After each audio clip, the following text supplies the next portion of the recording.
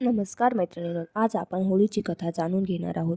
होळी का पेटवली जाते, होळी सण का साजरा केला जातो हे तुम्हाला मी या कथेतून सांगणार आहे. चला तर मग जाणून घेऊया होळीची कथा. हिरण्यकश्यप नावाचा एक राक्षस होता. त्याने कठोर तपश्चर्या करून ब्रह्मदेवाला प्रसन्न केले. त्यानंतर हिरण्यकश्यपने पृथ्वीला पाताळी नेण्याचा प्रयत्न केला, मात्र विष्णूने वराह अवतार धारण करून त्याचा हा प्रयत्न सफल होऊ दिला नाही. त्यामुळे हिरण्यकश्यपू भडकला. त्याने आपल्या राज्यात कोणीही विष्णूचे नाव घेऊ नये असे सांगितले. हिरण्यकश्यप स्वतःला श्रेष्ठ समजत होता आणि देवतांविषयी त्याला अतिशय तिरस्कार होता. पण आश्चर्य असं की त्याच्याच घराण्यात भक्त प्रल्हाद जन्माला आला. हा भक्त प्रल्हाद मोठा विष्णू भक्त निघाला.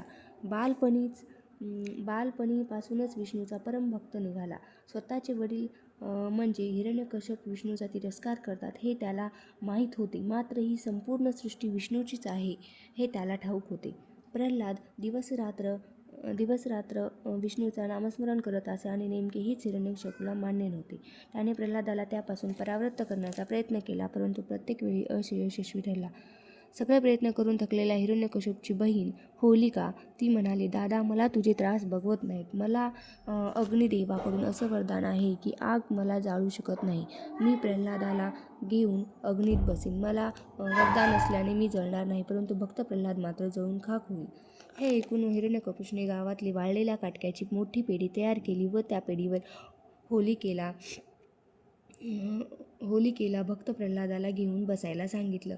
शिपायांनी आग लावली. होलिका आपल्याच वरदानाच्या धुंदीत होती, परंतु प्रल्हादाच्या भक्ती साधनेमुळे उलटे झाले. होलिकेचे अंग जळू लागले, तिच्या अंगाचा दाह होऊ लागला आणि इकडे प्रल्हाद मात्र विष्णूच्या नामस्मरणात दंग होता. शेवटी जे व्हायचे ते झाले. होलिका जळून खाक झाली आणि प्रल्हाद सुखरूप जिवंत राहिला. त्या भक्तीने प्रसन्न होऊन शेवटी खांबातून प्रसन्न होऊन नरसिंह अवतार घेतला आणि हिरण्यकश्यपचा वध केला. तेव्हापासून होळी जाळण्याची प्रथा आपल्याकडे सुरू झाली. असत्यावर सत्याचा विजय असा या म्हणण्यामागील उद्देश आहे. तर ही आहे होळी सणाची छोटीशी कथा. तुम्हाला ही कथा आवडली असेल तर एक लाईक करायला विसरू नका.